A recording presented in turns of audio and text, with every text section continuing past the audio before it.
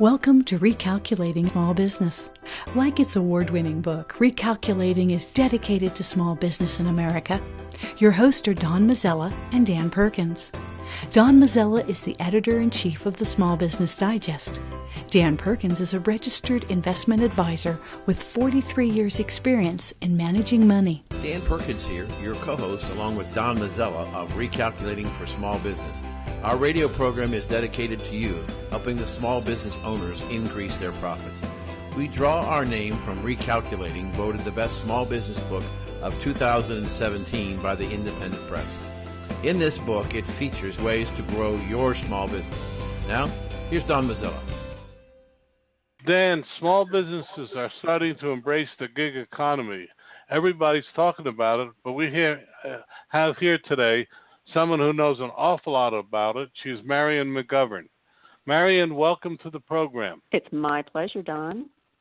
Well, Marion, we have a lot of questions. But first, tell us a little bit about your background and how you came to look at the gig economy so closely. Well, you know, Don, I started a company, I'm dating myself, 30 years ago now. That was a gig economy company before anybody ever coined the term. So I started a firm that matched independent consultants with businesses and grew that business to be bi-coastal anyway, if not nationwide, and then sold it to a South African conglomerate in 2005. Along the way, I also started another company that was an employment compliance company, because one thing about the gig world is the question of, are these people contractors or are they employees? And that has been a problem that has been around well before anyone raised it around some of, the gig platforms like Grubhub and Uber. But it's kind of been my life for 30 years. Even when I was out of it, I consulted back to it. And then about 3 years ago, three different investor groups actually wanted me to consult about their talent platforms, and in all these cases they were trying to create organizations where algorithms would kind of do a lot of the work that the people did.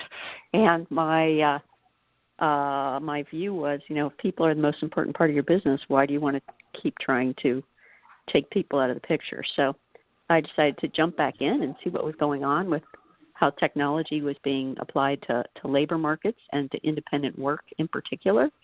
And that led to my most recent book, which is Thriving in the Gig Economy. Oh, that's very succinct. I have a lot of questions, but first one, will you define the gig economy? I've heard different things. How do you define the gig economy? Thank you for that question, because it is really important that everybody's on the same page, and people do define it differently. So the way I look at it, I look at the actual definition of the word gig, which is work of uncertain duration for multiple clients or employers. And it actually started back in the 1920s with jazz musicians who had a club date a couple of nights on one side of town and then maybe a week in another side of town, and that was a gig. So independent work like that has been around for a long time, whether you called it gigs or moonlighting or side hustles or independent work or independent consulting or being self-employed. I mean, it's been around for a long time. What changed was this advent of technology applied to the problem. So then there were these platforms that were created that was kind of the on-demand world is the way I look at it. So on-demand would be your driving services, Uber and Lyft. You want that person in 2 minutes, if not sooner. You want your Chinese food delivery really quickly, if not sooner. So that's kind of the on-demand world. One thing I do not include in the definition of the gig world is the sharing economy. So the sharing economy being exemplified by Airbnb, if you will. The fact, I know it takes work to be an Airbnb host, but if I am going to get that condo in Colorado, it's because it's available when I want it. It's got the right number of bedrooms. It's close to the resort I want to go to, and it's at the right price point. How good a host you are really doesn't play into it. So that is a sharing economy play. I do not include that when I talk about the gig world. Some people do include that, especially when they're looking at gigs as a way to get additional income. And certainly Airbnb hosts are getting additional income in a non-traditional way. But for me, the whole sharing world is a different world. Well, that is about a succinct definition. I have a lot of questions, but I'm going to turn it over to Dan. Hi, Dan. How are you? Good. Thank you for joining us today. My pleasure. I in fact, am a gig person. I am not an employee. I work for lots of different corporations, primarily in writing, in commentary and things like that.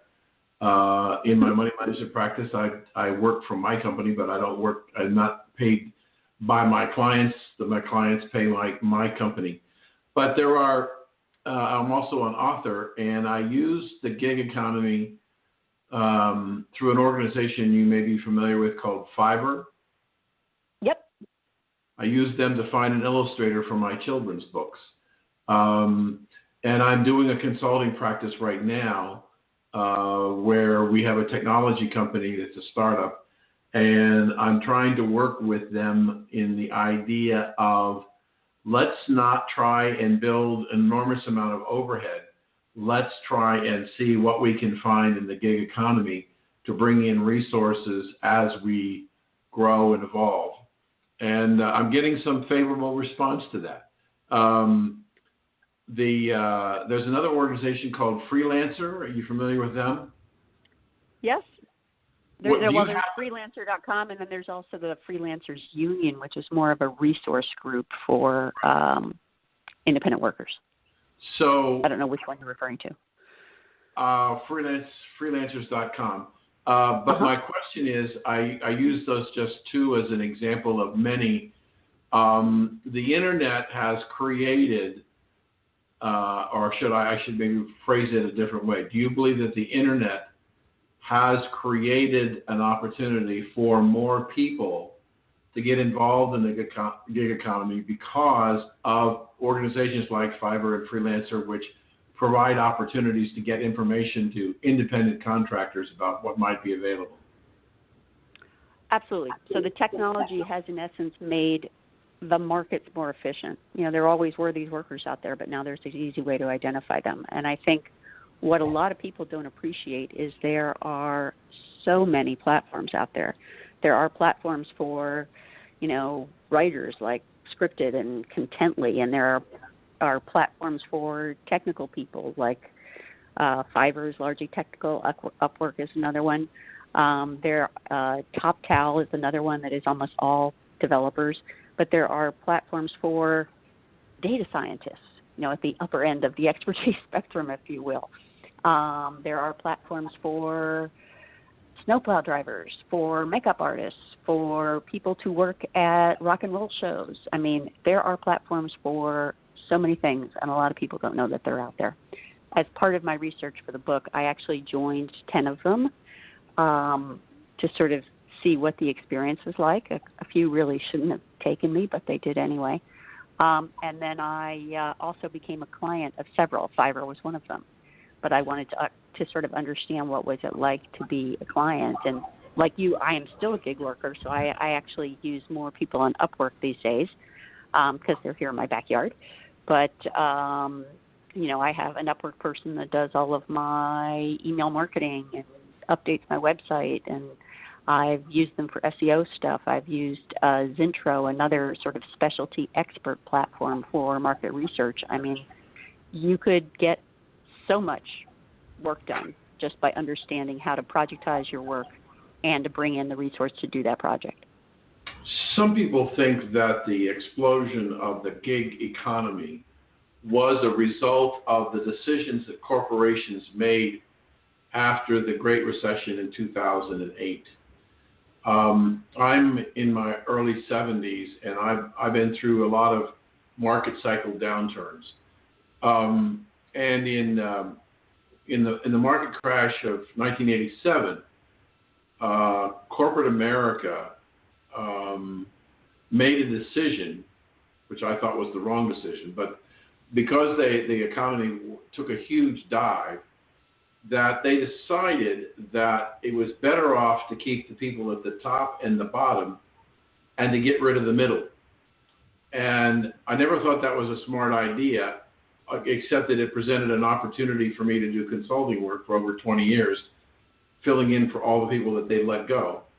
But I wonder, since we had another major recession in 2008 and corporate America again downsized, this time as they came back, the opportunity to use the gig economy allowed corporations to add resources without adding to overhead in the corporation. Now, with that said, what I'm concerned about is now we have a 3.8% unemployment rate.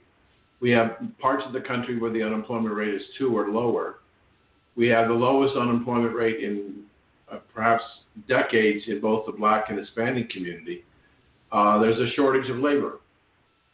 Have these people who've been in the gig economy, are they moving back into the corporate sector where they're getting full-time paid jobs? There's a lot to unpack in that question. So keep me honest in my answer if I don't get to something. First, I totally agree with you relative to a lot of this started happening back in the corporate dislocations of the 80s. And quite frankly, that is when you got the professional cadre of independent consultants in various management disciplines. You know, there have already been independent workers around, but, you know, now all of a sudden you had senior HR people, finance people, marketing people who decided they didn't want to go get riffed again somewhere else, and they would just hang out their shingle. So when I started my company in 1988, I was coming from the consulting world. I was an ex-Booz Allen person, and I was surprised to find the vast number of people that were already out there doing this independently, but nobody knew about it. So fast forward, you had a few things in between then and 2000, the crash of 2007, not the least of which was the Enron debacle. So as you had a certain generation that started singing that, you know, the corporate career doesn't last forever, memories can be short, and the new people coming up might not have necessarily seen that. But then you had kind of Enron happen, where all of a sudden again you had this other version of, what really is job security. And the people that have looked at what has happened since the recession of 2007 have pointed out that now a whole other generation has that same view. So the whole notion of the social contract between the company and the employee is probably at the lowest level it's been in years, which isn't to say that companies aren't figuring that out. I mean, Glassdoor has made its fortune on figuring out how to be an employer of choice, and people realize that talent matters, and talent's really important, and they have to treat their employees well. So we have a couple of countervailing things going on at the same time.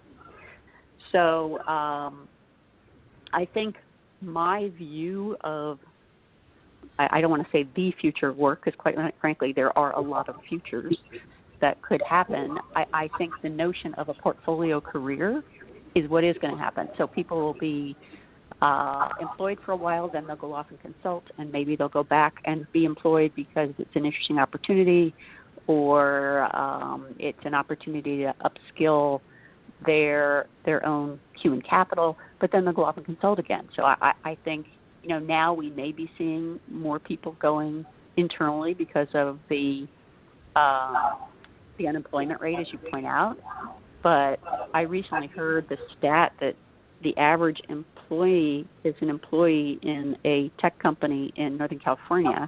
So that, granted, may not be true of the whole country, but the tenure is 14 months.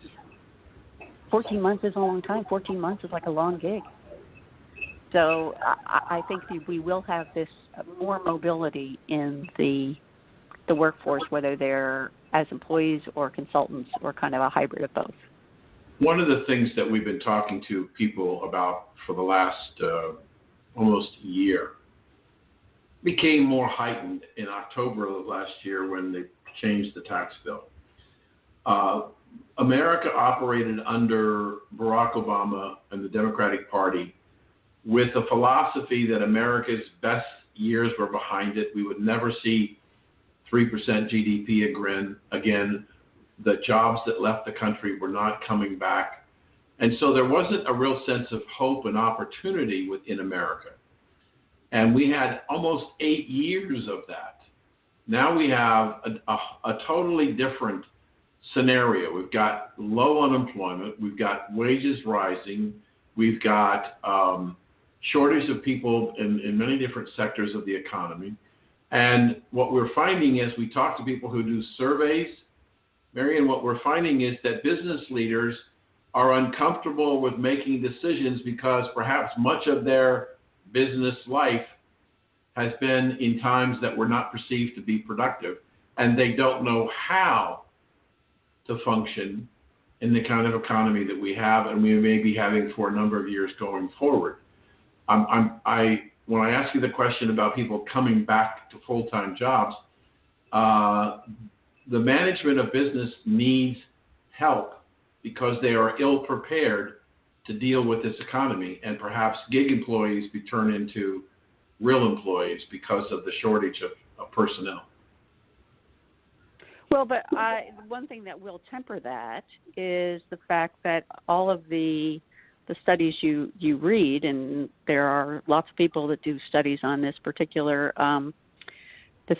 space, 70% of the 53 million people that are working independently are doing it by choice. So they want to work that way. And a very high number, I want to say it's 49%, have said they won't go back to regular employment regardless of the price. So there is this aspect of flexibility and control. And I think, quite frankly, control over your time, control over your life, control over the kind of work you do is even more important in the current environment where you've got a very hectic pace of business. And it can be stressful. So, understanding your own or making sure that you are creating your own future is what most of these independent workers want. And quite frankly, that's one of my pet peeves is that there are so many people that look upon the independent workers as, oh, these are just guys that couldn't get a regular job. And no, they're not. They're, entrepreneurial. They're putting out they're putting their kind of career on the line and saying, I'm going to do this and I'm going to create my own future and, watch me. So we should honor that and we should respect that entrepreneurial choice. And we really need to give more dignity to the independent workers than some people tend to do. All right. Let me ask you one more question, then I'll turn it back to Don. Do you see any difference in the gig approach based on different generations currently working in the workforce? Yeah. Interestingly, I think a lot of people don't appreciate the number of boomers that are out there doing it. In fact, it was only last year that millennials became the larger cohort. But what surprised me is that millennials especially will use the gig economy to upskill. And sometimes they'll use it to upskill even when they're employed. And the example that was given to me was a technology firm where you have, software developers doing different things and programming in different languages, and somebody wants to get on the Python team because that's the up-and-coming team, but they don't have the Python background. So, and the company doesn't have the training program to do it. So the worker will go learn Python on their own, as software developers do. I know because my son's one. They'll learn it on their own. They'll go on some platform and they'll get some Python gigs. And then all of a sudden they have the Python experience, and by virtue of doing that side hustle to upskill themselves, they have a better trajectory in their current company. And they have a stronger resume. Correct. Yeah. Don, back to you. I'm going to go in a different direction and ask this question. It's the fact that we have so many now laws over 50, under 50, EEO, etc. Is that also making companies wary of hiring full-time people when they end even the Obamacare going over 50 employees? Has that also contributed to the gig economy? Perhaps, but I don't think it's as big a factor as just the sheer desire of the workers to work this way. And quite frankly, there is a dimension of, when I started my business 30 years ago, if you couldn't make it as a consultant on your own, you kind of had to go back to being a regular worker.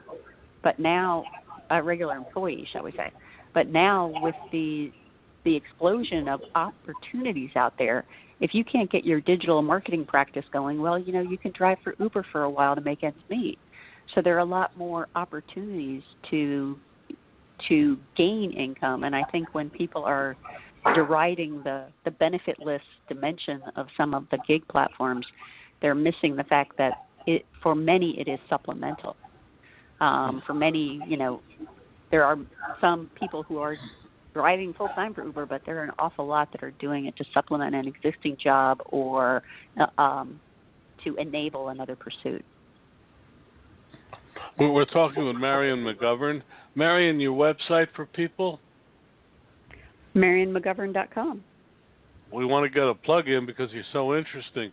Well, let's go in another direction. I've been out of the corporate world for a long time, gone in and out of it for about 20 years after my last full-time gig, but it always has been in a 1 or 2 or 3 year cycle where I was brought in to do a specific job. Is that becoming more and more of the norm amongst bigger companies? Yeah, I think partly there was a huge movement in the technology space towards Agile Operations. So Agile Operations was the idea that instead of doing these software development projects that went on forever and ever and then kind of ended up never finishing the project, they adopted an Agile methodology where every day there was kind of a scrum, as they would call it, and they'd get things done on a quick basis and prototype things quickly and get things into operation quickly. So it really changed how systems were getting developed. And so that methodology has gone through to the whole notion of the Agile organization. So, let's bring in the talent we need. Let's make it happen quickly. Let's prototype quickly. Let's fail quickly if we're going to, pivot and redirect. And so what they are doing is they're kind of bringing in that talent to do that.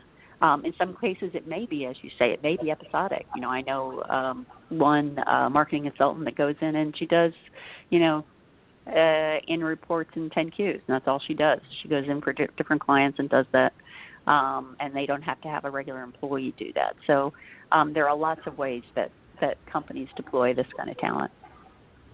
Well, I'm going to tell you a tale of 20 years ago, a chemical bank, I'll name the bank because they're no longer with us, brought in a group of programmers to work on a new payment system.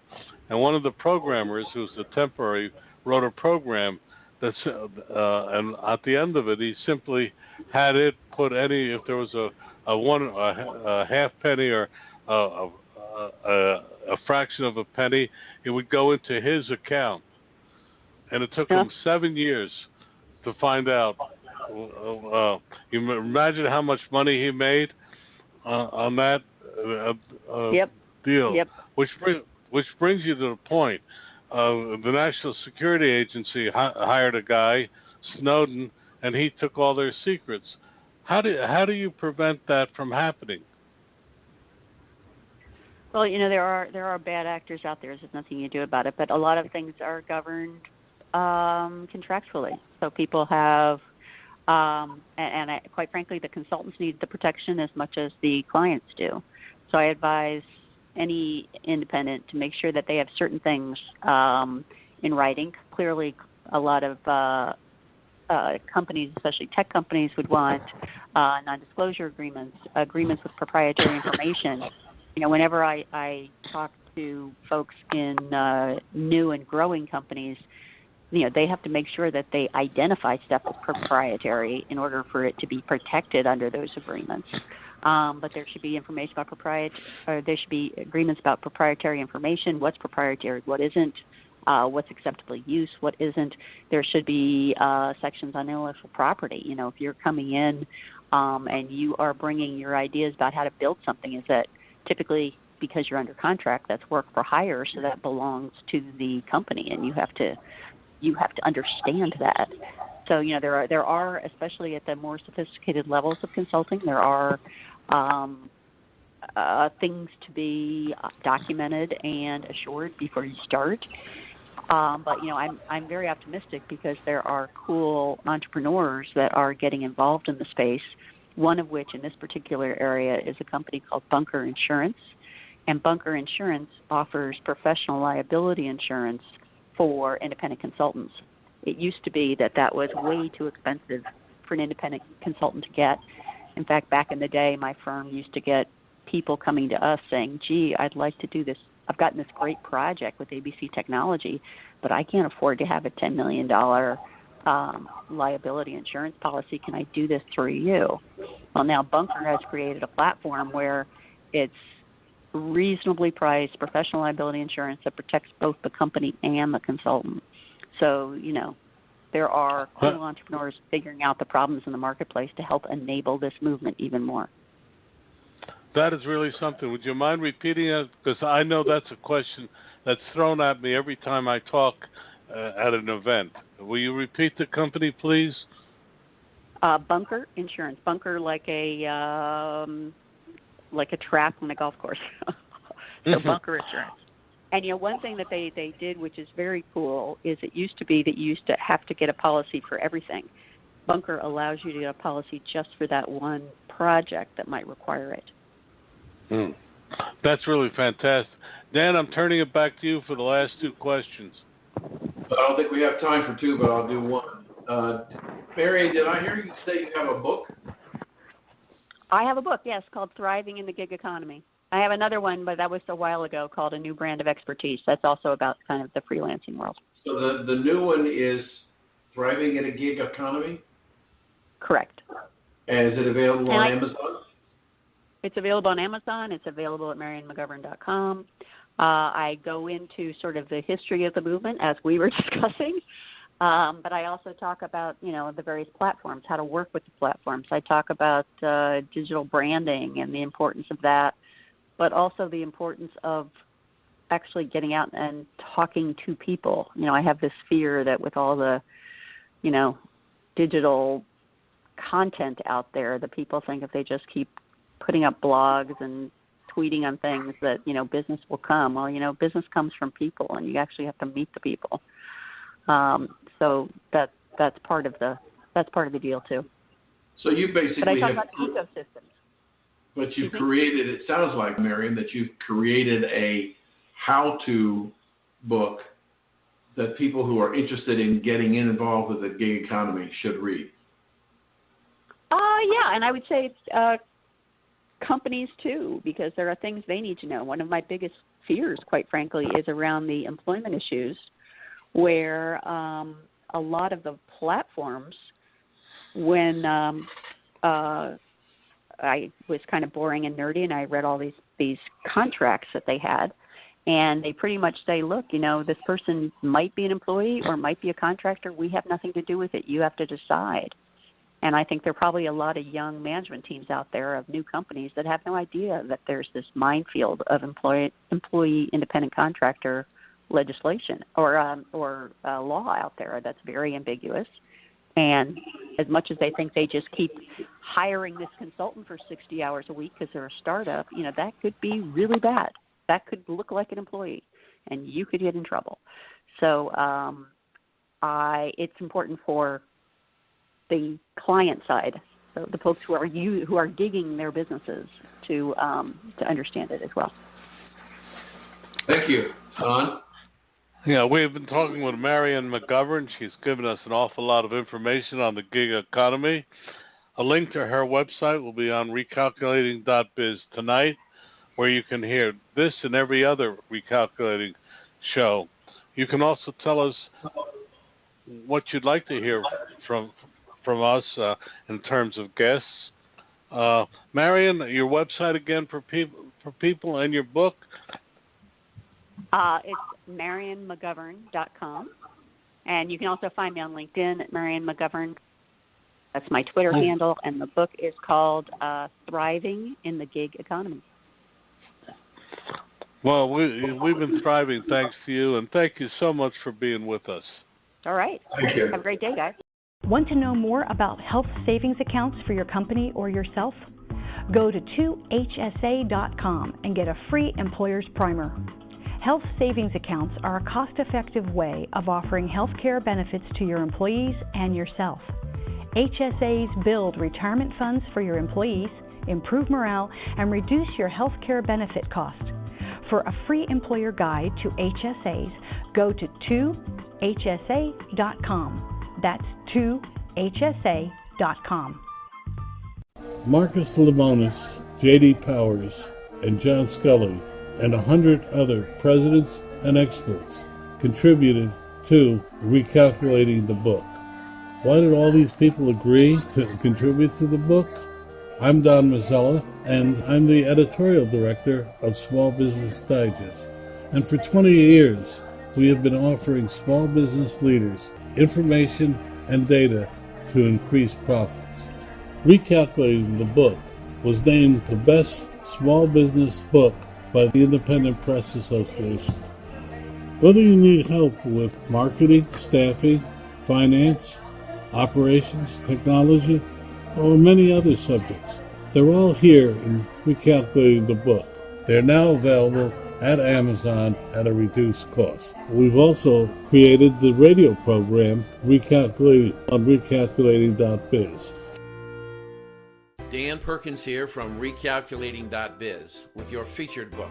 I want to tell you about a recent interview I had with Bob Bethel, a turnaround specialist with lots of success in small business. Bob's new book is Strengthen Your Business, Fail-Proof Strategies for Small Business. He tells us of his life successes and failures that have made him and his clients so successful. Over the years, Bob has brought 77 companies back from the brink and changed them into thriving, profitable businesses. His energy is amazing, and at 74, he proves that you can still have a great deal to give others if you just try. His suggestions are easy to understand and very helpful. One insight struck me was that most companies do not have a plan. The old Chinese proverb says, if you don't know where you're going, then any road will take you there, is true today. Bob Bethel's book, Strengthen Your Business, can be found at Amazon.com or can be ordered at your local bookstore. This has been Dan Perkins with your Recalculating.biz featured book.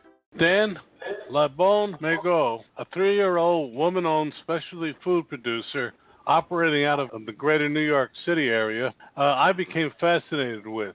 Magot, which is French for hidden treasure, specializes in African, Middle Eastern, and South Asian inspired condiments and culinary ingredients. The company creator, Naomi Mobed, is here to tell us about how she is succeeding. Naomi, welcome to the program. Thank you so much.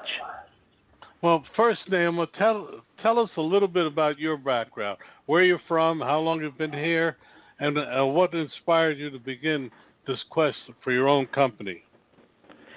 Sure, absolutely. Well, I actually am born in Pakistan, and my family migrated to the U.S., when I was about 11 or so years old. But we had the benefit of living in a number of different countries around the world. My father was with a U.S. oil company at the time, so we got moved everywhere. We eventually came to settle in the States, and then I grew up, as they say, and eventually went to university here and then went overseas for graduate work. And had a pretty successful career in banking. And again, I lived and traveled all over the world. During that time, food has always been a passion. So if it wasn't graduate school, it was going to be culinary school. And it's one of those dreams that you keep postponing as you deal with everyday life, right? You get comfortable in what you're doing and how you're doing it, and you keep thinking, oh, well, tomorrow I'm going to do this, or I'm going to pursue what I really would love to do. And in my case, I moved to Dubai, a few years ago, and I realized that I wasn't doing what I love to do, and I wasn't living where I love to live, and I had to make some pretty speedy changes to my life. So at that point, I decided to go headlong into a career in the food industry, although I didn't know what shape it would take at the time. And I knew I had to come back home to be able to do it. So the U.S. market the U.S. specialty food market has changed so much over the last few years while I've been away. You have, sophisticated diners who have been introduced to spices from all around the world, and that meant that, I had an entry point and a language with which to communicate with foodies and food adventurers who wanted to try, South Asian, African, and Middle Eastern cuisines, but done my family's way. Well, that's pretty interesting. Before I turn it over to Dan, what does your company specialize in, and why do you call it Le Bon Magot? Le Bon Magot? Well, Magot, means a lot of different things, and it's one of those words that really can be defined in a multitude of different ways. So we rested on the definition of, hidden treasure. And because we're so hidden, based in Lawrenceville, New Jersey, you can drive through our little village and miss it completely. But it really is a treasure of a village, very leafy, just 7 minutes outside of Princeton, New Jersey.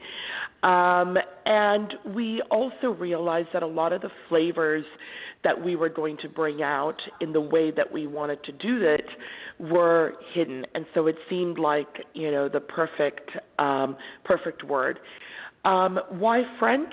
Because, traditionally it has been the language of gastronomes and foodies. So we went with a French name to the company. I also grew up speaking French, so it was very close to my heart as well. And a lot of the processes and techniques that we rely on in making our preserves and chutneys and other products are, from a French technical background. Well, I'm going to turn it over to Dan now. I'm sure he has some questions. Sure. Hi, Dan. How are you? I'm fine, Naomi. Thank you for joining us today. Thank you. I can't think of a place anywhere else in the world that is more meat and potatoes than the United States. Steak, baked potato, salad, glass of red wine. That's a great meal. So you're trying to change bring to that rather bland American palate new spices and treasures from all over the world. So how you been doing? Well, first of all, I don't think the American palate is very bland. Now, I grew up in the Midwest. So from the time I was 11 to the time I was about 16, 17, I grew up in a place called Bartlesville, Oklahoma. And, growing up in the U.S., as well as, so many different parts of the world, you start realizing that there are commonalities to food, not just major divisions. The U.S. has been introduced to spices very early on as, the U.S. started exploring the world around it. So you had the black pepper trade, you had, vanilla, you had rose. All of those ingredients have been incorporated in U.S. cuisine from, a very early time period. I mean, we're talking 1800s. So, the adventure with spices is not new. It's a question of how it's going to be used and, what stories you really want to be able to tell with them. And then, frankly, how good something is going to taste with it. So, I think the adventure with spices is not new to North America. So who is your ultimate customer? My ultimate customer is a customer that respects fresh food because all of our ingredients are fresh. We do not use canned, processed, or frozen. It's a customer who wants to know what is in that jar. We are fully transparent with our ingredients and use, honestly, the highest quality of spices blended by some master blenders here in the United States who we work with, and companies that are small businesses that have a very strong ethos about how they grow or source particular spices. So, for example, we work to source our saffron. We work with a company called Rumi Spice, which, the co-CEOs are ex-U.S. Marines who were based out in Afghanistan, and they started working with farmers in Afghanistan, converting them from other, crops that were perhaps not as friendly to, cash crops, including saffron. And they're, B certified. They're a B certified corporation. The quality of the saffron is exemplary, and we're able to really identify the source of the saffron down to the farm. So, we have similar collaborations in the way that we source our vanilla, for instance, or the way that we source our some of our blends that we use for our dried fruit marmalades. So, the customer is somebody who respects that supply chain, the quality of the ingredients, and of course one who, loves to be able to tinker around in the kitchen, even if they are simply just opening a jar. So are just to make sure I understand, is the bulk of your business retail direct to the consumer, or do you supply restaurants? We do both, actually. The bulk of it is retail to customers and through our e-commerce channels. We, sell through, over 200 retailers across 40 states today. And then we have a small part of our business, which is also food service, but it's considerably smaller at the moment. So you have a website where people can go in and begin to explore the condiments and the spices that you have? Absolutely. They can get us at www.lebonmagot.com. Can you spell that for them, please? Of course. It's LEBONMAGOT.com. And you yourself, does your company have a bricks-and-mortar presence? We do not at the moment, actually. We will actually be moving into some new premises, offices, and warehouses starting September of this year, if all things go the way that they're intended. But we're not intending to have, a bricks-and-mortar store. Our whole approach is to sell through other retailers. What percentage of your business do you think comes from online sales?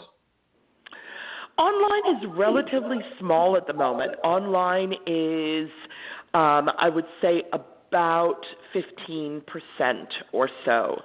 Only because we haven't really pushed that channel the way we ought to be doing. We are steadily expanding. We're looking to launch our Amazon presence fairly soon. But right out of the gate, we actually had some interesting food service customers and retailers, and that's where we focused on, where we focused our efforts. You can imagine we're a small company, at the moment entirely self-funded, so we've got to, really drill in into channels where we feel we're going to get the most robust returns, given how we started. So we're moving into online fairly steadily. You, in your introduction, Don said that you're a 3-year-old company. We're babies. You said you were in 40 states. Yes. And for distribution. I'm curious as to what was your marketing strategy to go out and find these relationships in these 40 states? Well, this was completely inverse to my marketing strategy. When I launched the company and really was targeting, retailers to sell to, it was in my immediate area, New Jersey, New York, Pennsylvania, Connecticut. That was really about it. That was my focus. However, we did the Fancy Food Show in 2016, the Summer Fancy Food Show. And that just hurdled us. It catapulted us in front of an array of retailers across a multitude of locations. And effectively, it validated our flavors and pretty much told us, you know what, we're on the right track. And as a result of that, our sales became incredibly diffused. So, now we're actually working in each of these states to deepen our relationships, as well as broaden them. So it means, of course, taking on new retailers, but also working on a strategy to increase the churn or number of sales per client. So, our marketing strategy has changed a little bit as a result of the trade shows that we were showing at. So at 3 years into your company development, how many people do you have working for you? We actually, work with a network of brokers and distributors, as well as with a very small team who focuses on operation, production, fulfillment, and finance. So we're looking at about 4 people who work with us in-house, and then a network of brokers and distributors. So you talked a moment ago about how one of your next objectives is to deepen your relationship with your existing distribution. How will you go about doing that? Well, you do that by, assessing whether the sizes that you're currently selling at are adequate. Are they too large? Do you need to reduce that? You look at your price points to determine whether, pricing is a limitation. You see, by starting out with condiments and chutneys, it's already a fairly slow-moving category, So as a result of that, what can we do to till these sales faster? So those are some of the things that, we're looking at.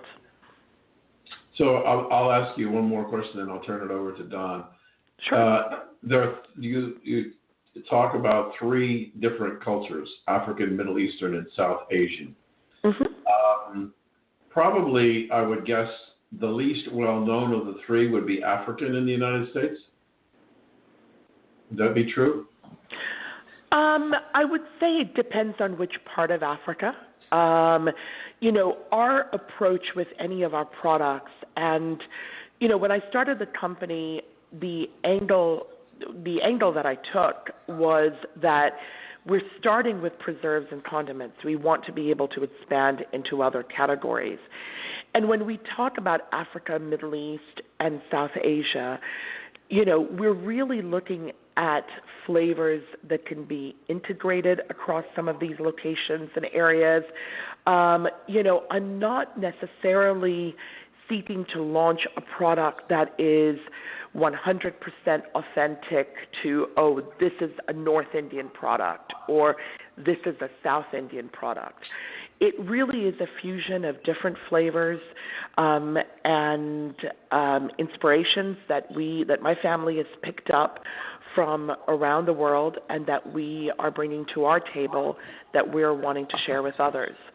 So, the proof is really in the taste. It really comes through in the taste, so it's tough to talk about it. Good, thank you. Don, back to you. Oh, thank you. I have to tell you, I'm listening, and I'm amazed how you have really taken leadership of this small business and applied some big business ideas to it. You're to be congratulated. Thank you. Having said that, I'm going to ask you a stupid question. What is chutney and how is it done?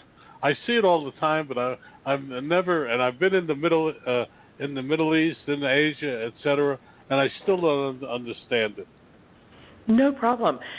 Chutney actually originates from a Hindi word, chutney. Chutney means to lick.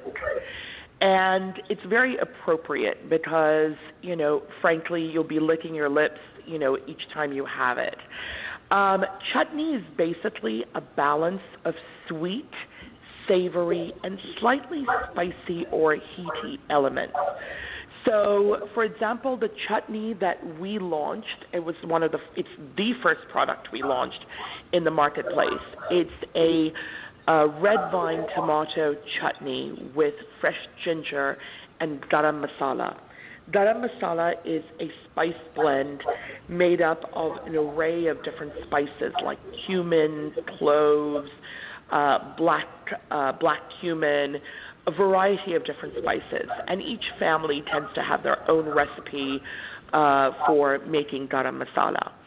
And so basically what happens is these vine tomatoes are cooked like a jam with sugar, with vinegar, and then you add in the spices, and it makes for a wonderfully sweet and savory compote to be used with cheeses, charcuterie, add a dollop into soup or into a marinara, drizzle it on vegetables.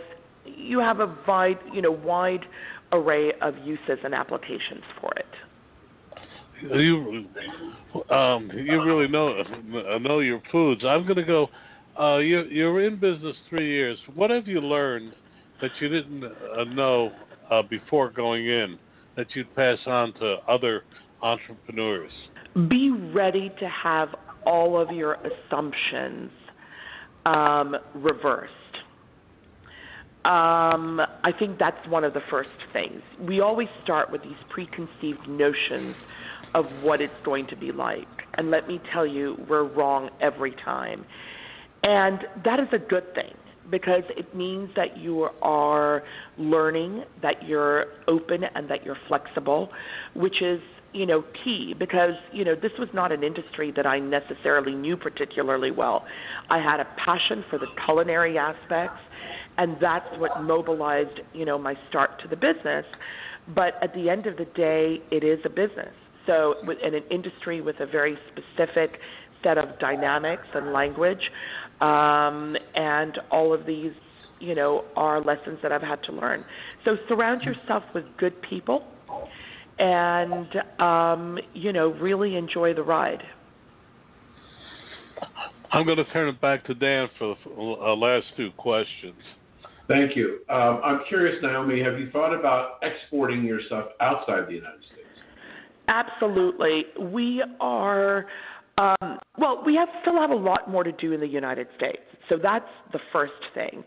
But I already started looking at the international markets from my first year only because I wanted to understand the differences in buying behavior, price components, what really would be required. Because remember, I came from banking. And actually, I specialized in the emerging markets, particularly Africa and the Middle East. And, it's a world that I always wanted to go back to, even if I was selling into it. So, yes, we're certainly exploring Canada, the United Kingdom, France, as well as the GCC countries. So sort of Saudi Arabia, Kuwait, Bahrain, UAE. So we're in exploratory stage, And I think we'll probably start dipping our toe round about early 2019. I mean, my last question, I want to go back to Don's discussion with you on chutney. Do you actually physically make it or simply sell the ingredients? No, we actually physically make it. It is my family recipes or ones that I've written over the years, that we have then taken and worked with Cornell University to develop scheduled processes or formulas against which they can be produced. I'm physically there during the production, and we produce in a small batch way in a commercial kitchen, semi-automated commercial kitchen on the North Fork of Long Island. So, pretty much in the middle of New York's wine country. And, but yeah, it's produced in a very small batch manner. We're not in a factory, setting. Will you have to abandon that small batch as your business grows? We have a long way to go before we abandon small batch. So you can still move away from stovetop and still be producing your products in a small batch manner in, kettles, steam jacket kettles and other industrial equipment. So, but it's a question of when you move from stovetop into industrial, your recipes, your process, your formulas, if you will have to be modified in order to ensure that the customer experience does not change, because you want to make sure that you safeguard the quality of the product. If I cannot produce at the highest quality, then frankly, this is no fun for me anymore. So scalability, but within reason, with a view to ensuring that product quality, does not drop. Well, Naomi, thank you for answering all of my questions. I'll give it back to Don. I wish we had more time, but unfortunately don't. We've been talking with Naomi Mobed. A link to her website will be on recalculating.biz tonight, where you can hear this program and every other past and future recalculating show.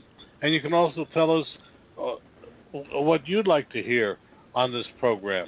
Naomi, for our audience, your website again?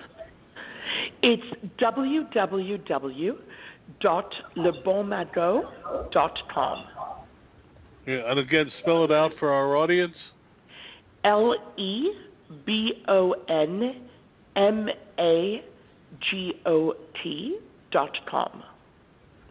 Thank you so much, Naomi, for being with us. Thank you. Thank you for your time. Dan, before we go any further, I want our audience to know about your new runaway hit book on Alzheimer's disease and how it affects teenagers. Please tell us about it. Yeah, Don, thank you. The book is called Why Can't Grammy Remember Me? It's a book written primarily for children ages 9 to 12, but really needs to be read by the entire family. And what I try to do is I try to take the subject matter of dementia and the challenges to a different level in the form of a mystery story with my two little detectives, two little girls, Hudson and Charlotte. And it really creates a breakthrough opportunity for small children and parents and families to begin to understand the problem with dementia. See, Don, the real challenge is that the children are the forgotten people. Mom and Dad spend so much time working to try and take care of Mom and Dad, they don't take the time to explain to the children what's going on in Grandma or Grandpa's brain. So you can buy it at Amazon.com, or you can order it through your local bookstore, or any online bookstore besides Amazon has it available. Why Can't Grammy Remember Me? Illustrations are spectacular. A story by Dan Perkins. Your runaway bestseller, new book. Why Can't Grammy Remember Me? By Dan Perkins. Thank you for joining us on Recalculating. We hope the information you received on today's episode was helpful to you in starting and growing your business. Please go to our website, recalculating.biz, to contact us, to listen to past shows, and see special offers. Until next time, remember, if you grow, we grow. Join us next week for more helpful ideas to make your business a great success. Recalculating, a program designed to help you be successful.